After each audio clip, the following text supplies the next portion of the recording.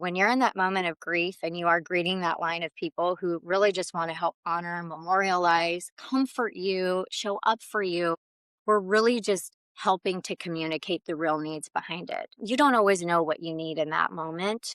And even if you do, you don't always know how to communicate it.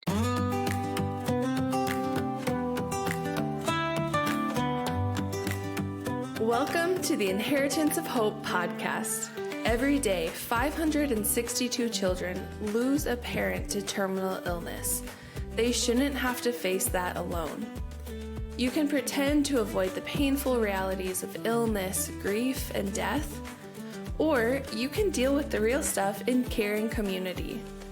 On the podcast, people in Inheritance of Hope's community share raw, personal stories of pain, trials, and the shadow of death, which are also stories of joy in terminal illness. Find more Inheritance of Hope community at inheritanceofhope.org. Hey everyone, welcome back to the Inheritance of Hope podcast. My name is Ellie and I'm your host. And we are going through a new series of some resources that we just think that the Inheritance of Hope families and people in our community should know. As soon as I heard about this product or this service, I knew that Inheritance of Hope people should know about it. So I will pass the mic over to you and you can introduce yourself. Yes. Thank you, Ellie, for having me here, and just to the Inheritance of Hope family and everything that you guys stand for. I feel really honored to be speaking to you today and just letting you know a little bit about me and GiveWillow. My name is April, and I've been with GiveWillow actually from May 2025. And GiveWillow is essentially an online platform for families to use.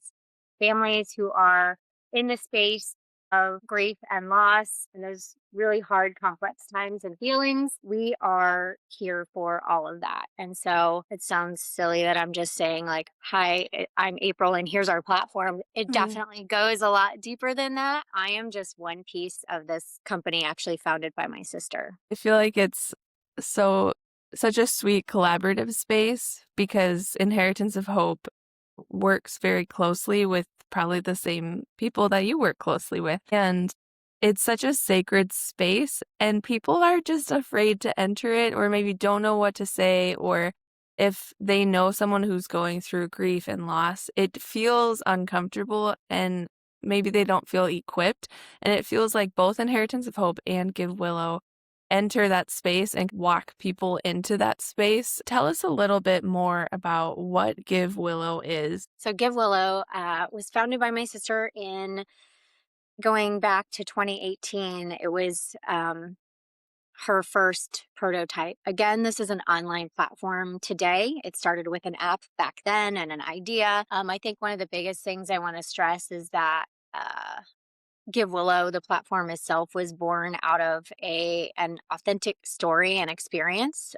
Janet, my sibling, she's 5 years, my younger sister, and my brother and I all lost our dad suddenly in 2010. And so we found ourselves at having a seat at that table. Really difficult conversations. You're just like in a state of shock, losing somebody unexpectedly. And so just that whole experience of loss and grief and all of the feelings like just intertwined, and our experience with resources and needs ourselves in that moment, there was really kind of a lack of, and it felt like having a seat at this table after a loss and sitting in this funeral home setting and having a piece of paper kind of slid over to us, kind of like, and here's how much it's going to be. Felt very transactional, uncomfortable. We were hurting. So again, this platform is actually born out of our own experience with loss and grief. And so it is the first and only funeral registry platform that is out there. And so you just think about going through life and the phases of life and the different chapters that we all kind of walk through and experience. I feel like one of the common threads and denominators here is like community and village to kind of get you through one chapter to another, right? So let's just say you're in that marriage phase of life. People like to show up for you and say, hey, well, give me your, where's the wedding registry? We want to show up and provide for that space and for this time of life. And then you get through that, and now it's time to have a baby, right? And so another like very joyful occasion where people are like, okay, where's the baby registry? Like we're overjoyed. We want to give and help tee you up for this next phase of life. And so we tend to all show up for all of these celebratory and joyful occasions. And then we kind of forget, fast forward when these negative things happen, loss, grief. Even though we want to show up as a village, we don't know quite what to say or what to do. And so our feeling on this is that that same village wants to show up for you. It's just a different conversation and it's a different feeling involved, right? And so it really is no different to be able to communicate your needs for then, a funeral registry platform really provides a space for people to be able to communicate those needs. And we don't want people to think that this is all about space for only monetarily giving. We've made our platform very intuitive. And again, like having a seat at that table, there were so many things that we needed. When we lost our dad, there was kind of a line out the door at the funeral home, and you get all the warm embraces. And I like to joke, those like those elbow embraces where people go in and kind of tap you on the arm and say, let us know what we can do. How can we help? And so we're really addressing that, because when you're in that moment of grief and you are greeting that line of people who really just want to help honor, memorialize, comfort you, show up for you, we're really just helping to communicate the real needs behind it. You don't always know what you need in that moment. And even if you do, you don't always know how to communicate it. Mm-hmm. For us in our own circumstances, not only was there emotional things that we needed, but for us there was a bit of a scarcity piece. And so we gave our dad the funeral that we could give him or afford. This whole story and life experience has been so impactful and really the seed of what GiveWillow is today. It is a free platform for people to use. Simple. You get online and it is kind of compared to like the baby shower registries and the wedding registries where you are picking and choosing the things that you need. The research shows us how really expensive it is to have a funeral and go through loss. And there are so many different things that you don't even think of other than the immediate needs.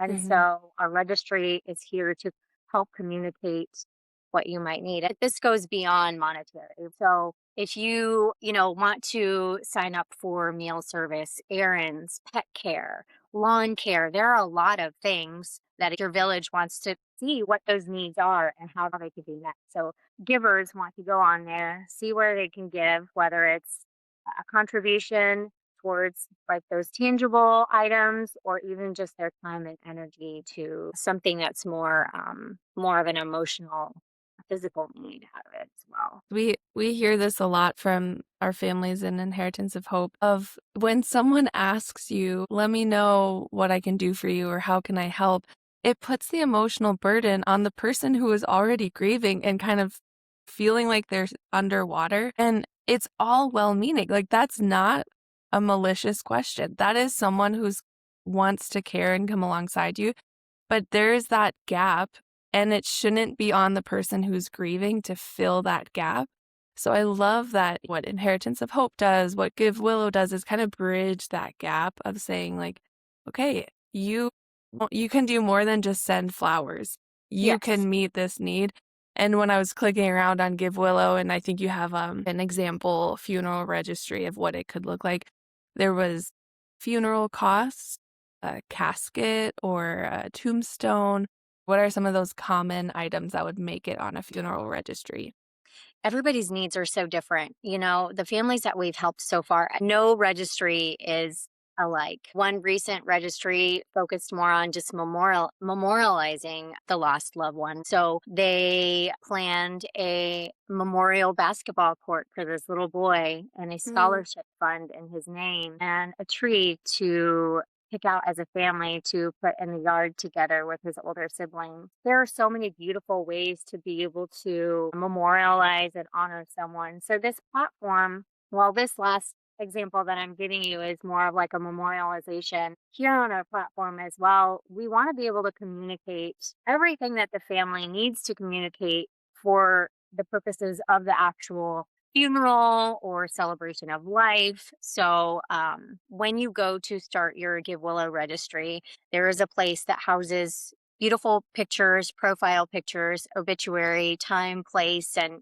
really what this registry is and kind of where your needs are. So as a giver, or even as the person registering, we make it really simple to share, right? So there's a link you can text, you can email, you can share on your socials to really kind of get out there what your needs are, as well as pertinent information. Mm. And then other people can share photos and, write on your memory wall. And then also see as a giver or somebody in the village, like where you can kind of plug in. Here's an example with one of our registries. They needed everything. They needed the burial plot. They needed the headstone, travel expenses, medical was huge as well. And then they did have flowers on there. So what we were able to see with that registry is that one, village absolutely showed up. Yeah. Two, the last registry bucket to get fulfilled was flowers. Mm. So when you are a giver and you're in this space, it's seeing actually what somebody's needs are, and you're able to direct where your giving goes and this beautiful contribution and saying, like, I helped with that headstone. Mhm. I helped with those medical bills or the catering. Like that does something to a giver as well. And it also speaks volumes to see that flowers are the last thing Yeah. to be fulfilled, because I feel like we're doing this all kind of backwards. Mhm. That's just an interesting rabbit hole you can go down another time with the history of giving flowers for funerals. Mm. But we're just seeing that it's not a one size fits all. Some people don't want to register for any monetary needs at all, but simply want to drop their favorite organization, Red Cross, cancer research. People want to be able to direct things that are really meaningful for that person who they loved and they might have lost. So it's I can't stress enough how customizable it is Mm. and that it is free for families to use. So at the end, when your registry closes up, no, our registries tend to stay up and on where you can pause or extend if you need to for about a month. And once that closes out, the way this was designed too is for that family is walking away with 100% of what Mm. has been contributed to their registry. We want to make this easy for them. Some people might ask about other fees, and so how it is built and designed again is for the families to be able to walk away with everything that might have been contributed. When the giver goes to visit your registry and I want to put $50 towards catering, meal, flowers, whatever it may be, my checkout's going to say something like $51 and something. And Mm. so as a giver, I am taking care of that for the family. And what giver wouldn't? What giver Right. wouldn't want to? That there are naturally, with anything that you check out on these days online, like credit card processing fees and all of that, there are things that are completely unavoidable.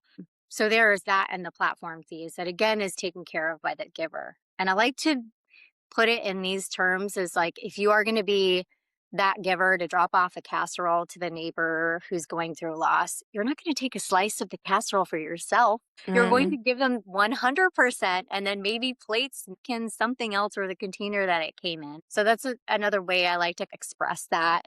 The position of a giver is typically a happy giver to do that and then some. And it's really so the family can turn around and really depend on 100% of whatever contributions might have been raised through the registry. Or Mm. again, not everything is monetary. It's just important to just show up. This space is created for you to plug in and show up as you would in real life. Are you going to go help walk the dog, sign up for some errands? Like, let's make this less of a burden for the family to figure out. Mm. We've had people reach out that were able to take care of a portion of a funeral, but then they wanted to do a memorialization of some sort, a bench or an engraving or something like that. So, this is a place for that too. Yeah. And I love that, kind of going back to that idea of the emotional burden. If you are just experiencing a loss and have all of this stuff to figure out, plus your own grief, there's so Yeah. much happening in your world, and you're getting these texts from people, hey, what can I do to help? Imagine having to ask someone, "Hey, yeah, can you come over and walk my dog?" That takes so much emotional vulnerability instead of like, I love that you take that burden off of the family. So it's on the registry, it's on like this third party thing. And so Yes. it's not this direct ask of, this is vulnerable. I'm already in an emotionally deprived state. And now I have to ask. It's just like, here's this link. And then if you want to come walk my dog or put money towards this memorial or this need, great. But I love, love, love that because you want to protect that person who's already just has enough on their plate. So Yeah. that's amazing. So many feelings just swirling around. I will say it's also really important with signing up for the registry itself. We know that you are in a very overwhelming state of mind. So, this registry can be created for the family by a trusted friend, an organizer, with the family being the beneficiary. So, we have seen people close to the friends or family to start this for them. It's already heavy to process everything what's happening. So everything doesn't need to be figured out right away. You don't have to have all the costs laid out in front of you. You don't have to do that. Like, Mm, we can edit this as you go, as you figure out the funeral home that you might be working with, or honoring certain decisions, or really figuring out those needs. Like, this can be edited along the way with the needs of the family. yeah. Yeah. And I guess this is kind of a closing thought, kind of going back to what you were sharing about there are wedding registries and baby shower registries, all these things. That I think was one of my biggest takeaways is this realigning of how we look at death because we're so focused on these celebratory things, these big milestones that maybe not everyone in your life will get married. Maybe Hmm. not everyone will have a baby, but everyone will die. And we put Yes. all of this focus on these stages that not all of the population is going to experience. And then we're so underprepared for something that we're all going to go through, we're all going to experience intimately. It reminds me as well of a contemporary funeral home. It's called Sparrow Funeral Homes in New York. Hmm. I remember their approach was very similar. We have these beautiful wedding venues. We have these beautiful homes and places that we like celebrate life in. And then when you get to a funeral home, it might be stuffy. It might not represent your person at all, but it's what's available. And when I looked at pictures of this funeral home, I feel like my jaw dropped because it was a beautiful venue that feels like it would celebrate someone's life. Like, we're so good at teeing up our family and friends for that next thing in life. And again, Mhm. a lot of those things seem very joyous and celebratory, but this is really no different on teeing them up to have a successful next phase. There can be some joy in celebrating this. Joy and sorrow can coexist. And we're really trying to make this journey a lot easier for those having a seat at the table, whether it's expected, not expected. One death isn't any more or less than the other. Ours was sudden. Ours Mhm. was like the band aid ripped off, and we had no idea what to do. Our dad was here yesterday. He's not here today. We need everything, but we don't know how to communicate it. And even Mhm. back then, it was almost kind of like a pride thing in our head as we got the elbow embraces and the hugs of people saying, "What do you need?" In our head, even though we're like, "Oh my gosh, like, we need like $7,000 just to, you can't Yeah, say that." right. Or you couldn't say that because it was like a social no. But here we are, we're just providing a platform to communicate real needs. It's a place that we want to help families communicate their needs during a really challenging time in their lives. And we want to tee them up to be able to really honor their loved ones in a space and in a way that they truly deserve and they feel good about. Well, April, thank you so much for sharing. I hope that this is a resource that people utilize, share with their friends and family, feel empowered to show up, leading the way with a resource like this, and not putting the emotional burden on someone who already is going through enough. So, this is a wonderful resource. Thank you for taking some time today to share it with us. Thank you so much, Ellie.